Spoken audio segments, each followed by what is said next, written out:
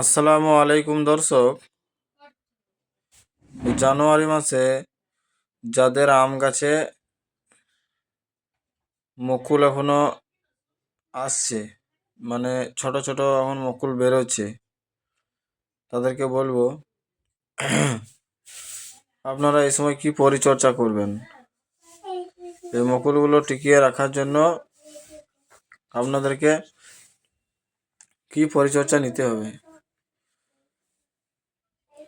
এই যে মুকুলগুলো যাতে পোকাতে না খায়, যাতে ঝরে না যায়, সেজন্য আপনারা কি করবেন, যে কোনো ভালো কোম্পানির একটা কীটনাশক লিটারে 1 ml আর ভালো একটা ছত্রাকনাশক লিটারে 1 গ্রাম একত্রে ঘুলে স্প্রে করে দেবেন সন্ধ্যার সময়, না হলে ফার্স্ট সকালে সূর্য ওঠার আগে, আর না হলে সূর্য ডোবার পরে।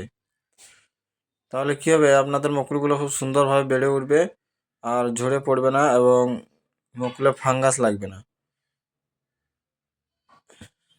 এখন আমার এই গাছটাতে কিন্তু আমি অলরেডি স্প্রে করে দিয়েছি। কত সুন্দর মুকুলগুলো বেরোচ্ছে, গোটা গাছ ধরে একদম দেখতে ভালোই লাগছে। কিন্তু যাদের গাছে মুকুল বড় হয়ে গেছে, ফুটে গেছে, তাদের কিন্তু স্প্রে করা যাবে না। তারা যদি স্প্রে করে দেয় এই টাইমে, তাহলে কিন্তু পরাগায়ন হবে না, মৌমাছি আসবে না, ফলে সব মুকুল কিন্তু ঝরে যাবে, ফলে সেট হবে না। তো এটা খেয়াল রাখবেন আপনারা। গাছটা আমার দেখেন কত সুন্দর, গোটা গাছ জুড়ে।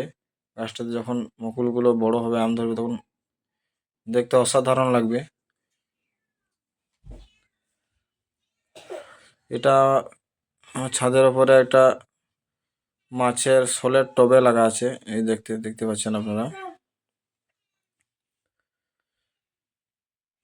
এখানে আর একটাও গাছ আছে আমার, আপনাদেরকে দেখাই। এই গাছটার নাম হচ্ছে ব্যানানা ম্যাঙ্গো। দেখেন গাছটা, এটা হচ্ছে ব্যানানা ম্যাঙ্গোর গাছ। এটাতেও মুকুল আসছে, এই গাছটাতেও গোটা গাছ জুড়ে মুকুল আসছে।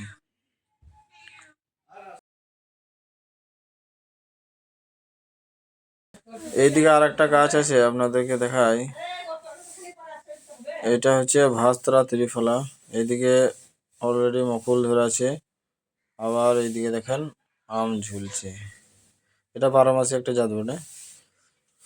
তো আপনারা স্প্রে করে দিবেন, তাহলে আপনাদের মুকুলগুলো খুব সুন্দর হবে। তো আশা করি আপনারা বুঝতে পেরেছেন। ভিডিওটা ভালো লাগলে একটা লাইক করবেন, আমার চ্যানেলে যদি নতুন হয়ে থাকেন চ্যানেলটা সাবস্ক্রাইব করে বেল আইকনটা বাজিয়ে রাখবেন। দেখা হচ্ছে নেক্সট ভিডিওতে।